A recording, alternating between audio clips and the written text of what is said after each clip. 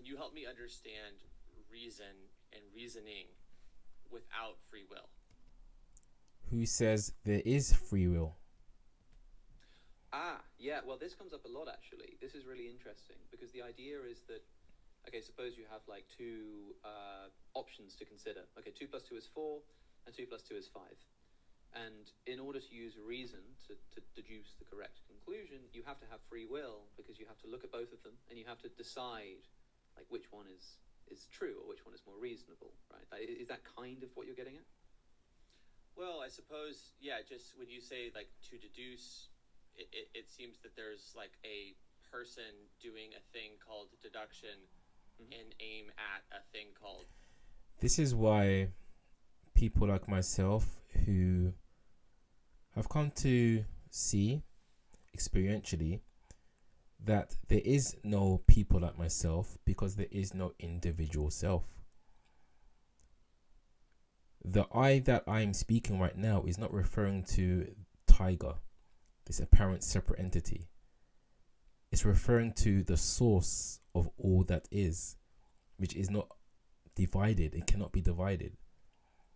So it's just very interesting as another expression of myself is saying things that we all know the answer to fundamentally. We are not our thoughts, therefore we are not our identities. There is no I, there is no person choosing or using reason. Reason just is. Experience just is. Let's keep going. Truth. Yeah, in the sense that, you know, a person can do a thing unfreely, just as like a car can roll down a hill without being free, right? So the question is, are we acting freely? And the easiest way to answer that question is just to analyze what goes on. It's like, okay, 2 plus 2 is 4 over here, 2 plus 2 is 5 over here. Why do you believe the first one is true and not the second one? It doesn't feel to me like it's a choice that I've made. It feels like I've just been led necessarily into the arms of a conclusion. Like when I convince you of something, if I had a more complicated mathematical syllogism that you were like, oh, I don't know if that follows, and I went step by step through the arguments, like, you know, you've heard of the Monty Hall problem? I haven't. It's this famous paradox about like it's probably too convoluted to get into, but it's like a mathematical paradox that seems to have a counterintuitive conclusion, right? It seems like the answer should be a half, but it's actually a third, or whatever, vice versa. You know? And if you heard this argument, you said, oh, I'm not convinced by that, and then I talked you through every step one by one, and eventually you kind of saw why that conclusion does follow, I don't think you've like made a choice there. I think that what's happened is I've just presented information to you that has just made you believe something. And I think that is the process of becoming convinced by something, you know? Well, even in the paradigm of being a separate self, this illusion, this Maya, you cannot choose what makes sense to you. You cannot choose what resonates with you. So even in the individual paradigm, there is no true free will choosing in that sense. You know when people say like the penny dropped or it just clicked? It's like, if you don't think that when we say the penny dropped or it just clicked, what's really happening, I suggest to you, my fellow expressions of consciousness, is that which you are is perceiving a whole new reality of what you are.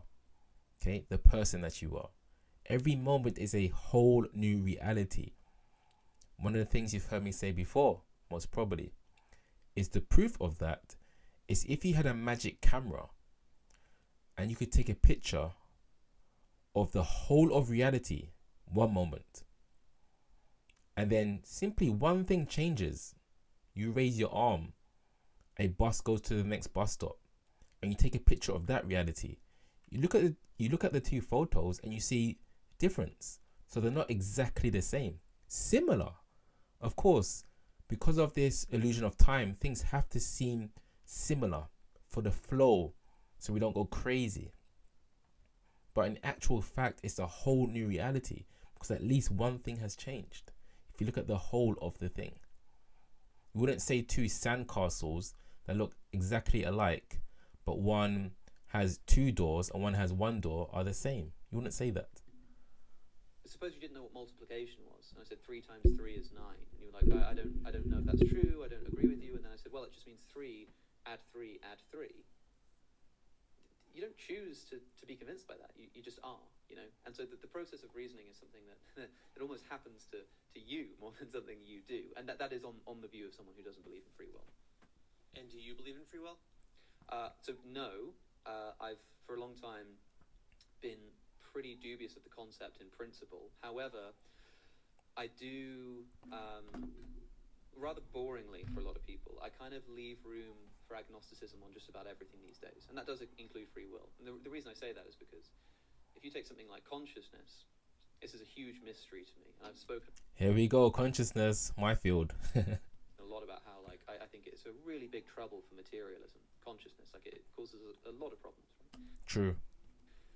And I could present some argument that consciousness is impossible. I could say that material doesn't give rise to non-material properties. That doesn't work. I could pull up a great syllogism. I could produce a whole argument and say, see, consciousness is impossible.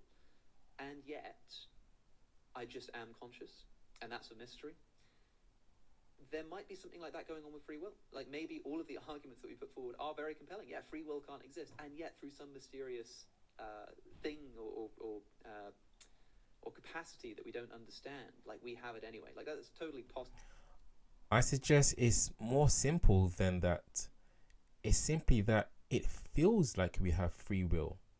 It seems as though we have free will, and that's okay. We're supposed to have this notion, this feeling, this intuition that we have free will.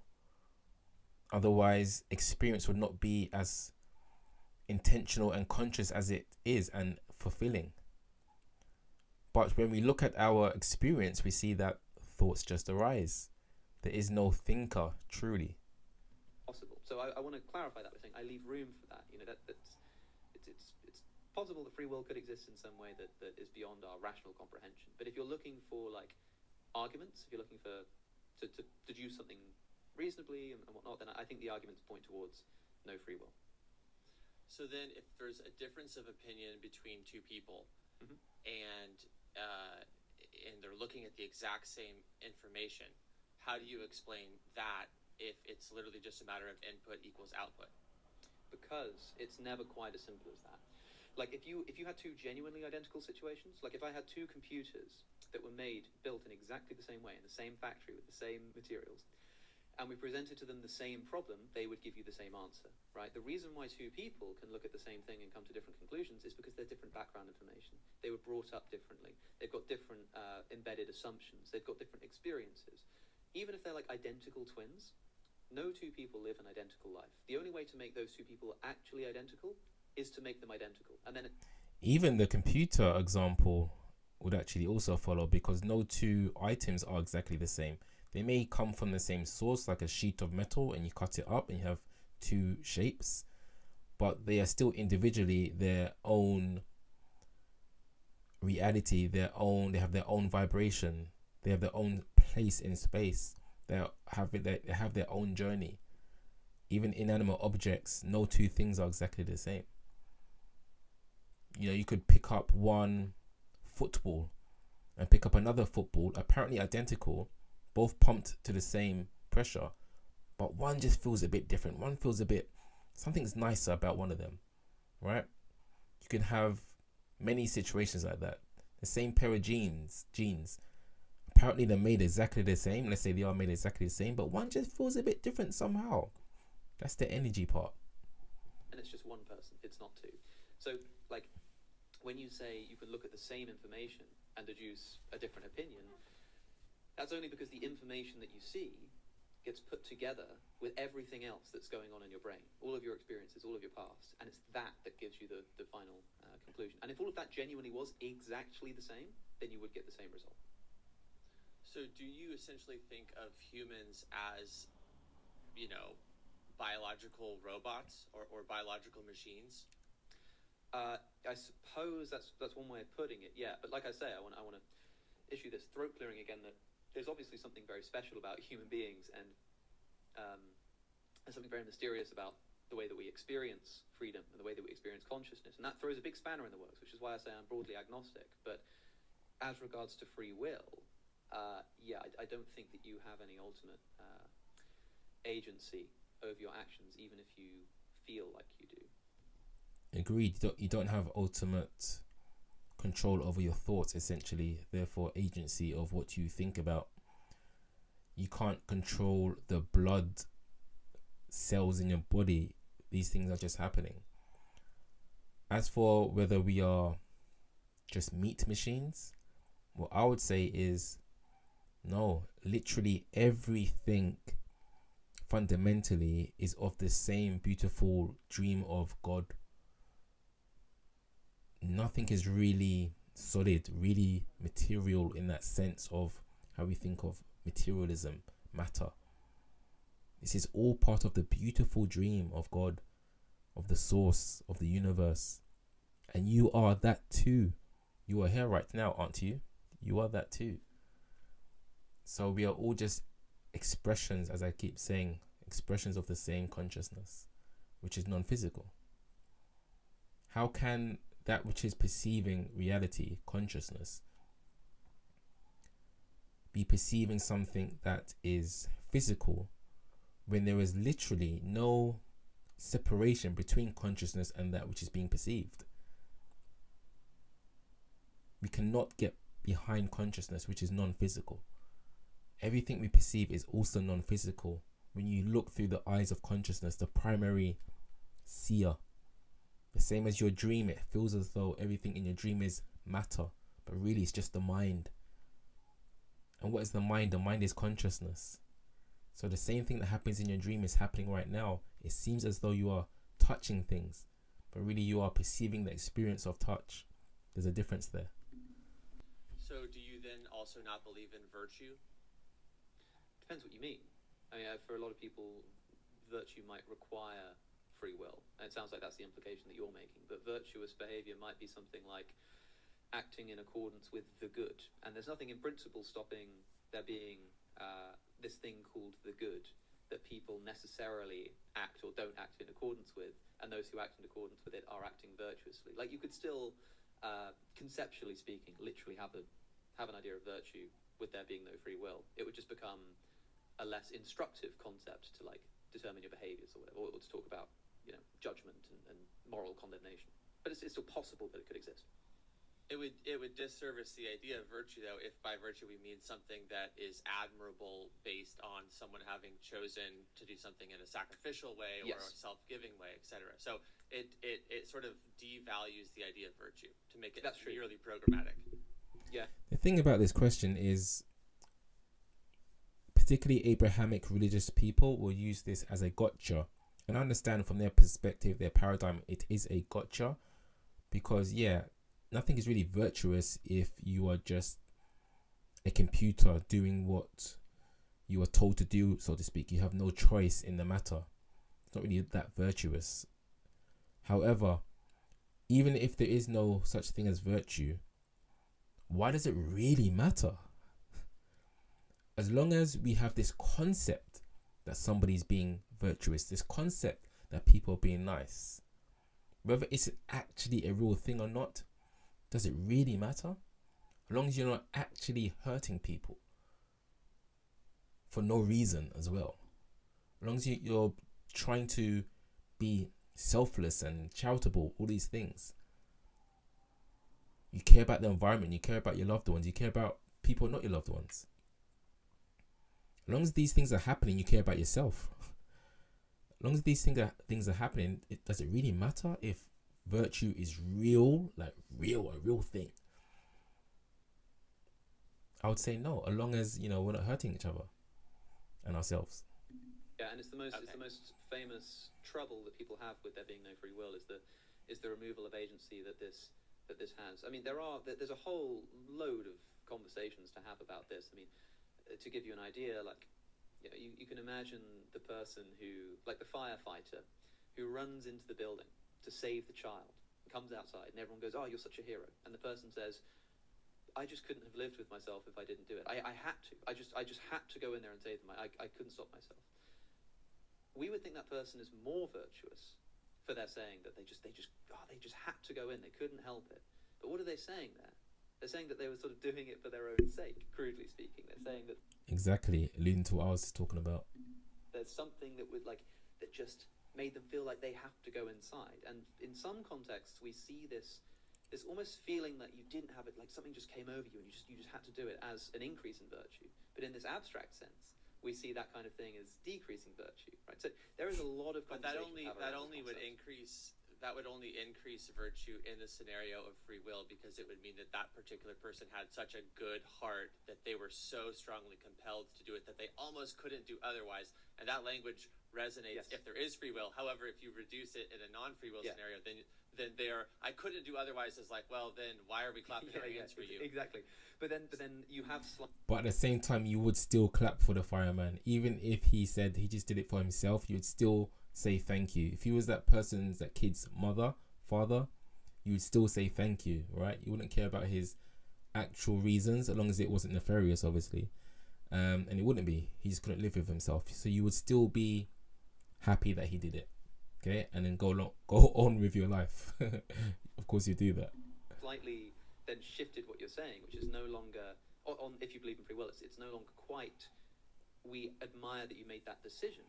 We say we admire that you've got a good heart that made you make that decision, which is a slightly different thing, because you're not admiring the choice they made. You're admiring their character, and that's what virtue ethics is all about. By the way, it says it's not so much that we admire the thing you've done; it's that we admire the virtuous character that indicates, and that's the thing that's admired. And that's actually a lot more compatible with the no free will thing. But I think that that the admiration of the heart only makes sense if there is free will, and so if you're I think either if you're going to talk about the internal or the it's true, the admiration of the heart only makes sense if there's free will, for sure. But again, we can still just marvel at the fact that we exist in some way, shape or form. We can have admiration for that. We don't have to be these individuals, these egoic, I am the person who is cooking the best food. I am the person who saved that boy from the fire. I am the person who won this trophy. We don't have to have that egoic I attachment. We don't have to. We have it. We don't have to have it. Even in many of these religions and spiritual teachings, they say, to give your sort of release your personhood and give it to God, because at the end of the day, esoterically speaking, you are that. Nothing is really happening in a personal sense. It just seems as though it is. And it's a more beautiful feeling to know that you are walking with God as God. Okay? And God is just a loose term, of course, for all that is. So we can still have the magic and wonder and appreciate other people, even if we don't have the notion that that person is doing these things out of the goodness of their heart. Because there's still so much beauty in the world regardless. And like I said, ultimately, we're going to have this illusion that we are separate anyway, so it's not going to go anywhere. We're going to have this illusion that people have good hearts, people have bad hearts anyway. The external, I think they both are commendable on free will, and neither are commendable without free will. I think that the reason I say that you've shifted it from the action to the heart is because we've essentially pushed the problem back, which is now we have to decide, did you decide to have a good heart or a bad heart? And again, as a Christian, as someone who believes in free will, you say, oh, of course, it's you choose. You might not choose crudely, I'm just going to have a good heart now, but it might be something like, well, you can develop a good heart through making the right decisions. But then we sort of come full circle, because then we've got to talk about free will and decision making again. The question is, he's good, yeah, exactly. If you have a good heart and I have a bad heart, did we choose to have a good heart and a bad heart in any meaningful sense? And believe me when I say that this is a conversation that has been going on for a very long time, and we can take it as far as you want because it's your show. But sure. It's what happens. The same yes. problem kind of keeps arising at different levels. It's the level of the action, then the level of the heart, then at the level of the soul or whatever, and the question just keeps arising. Whatever it is that determines that action, were you in control of it? And I think that ultimately the answer is no. So this is the thing. Ultimately, it does come down to the question, as always, who am I? What am I? What is that which I refer to when I say I? What is it? My fellow expressions of consciousness, this will always be the number one question.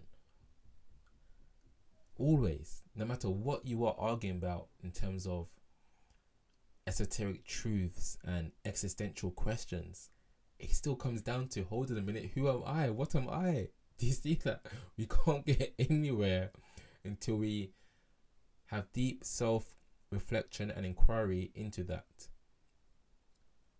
And you can get quite far mentally before you have the experience of it, as I have. Even though I have to say I, right? And if you're new to what I've said about my experience, in a nutshell, when I woke up and saw that there was never an I, there was never a seeker, I've always been the dreamer of this person you're looking at right now, this body. I've always been the dreamer of reality, and we are all that, and we are the best actors, pretending to be our individual selves. You know, having this experience has changed everything and made everything lighter. However, you also, well, I would suggest you still respect the Maya illusion as well, because the illusion is still real. It's still real, but it's a real illusion. What does illusion mean? It just means something that appears to be what it's not actually. That's all. Doesn't mean it's fake. It just appears to be something, but it's not actually. And we need it to appear to be real, this so-called 3D realm, so we can experience. So it all works perfectly. Anyway, please let me know if this type of video is something that you'd like me to do more often. If you liked it, if you enjoyed it, leave a comment. Like would help as well. Other than that, have a wonderful day or evening, my fellow expressions of consciousness.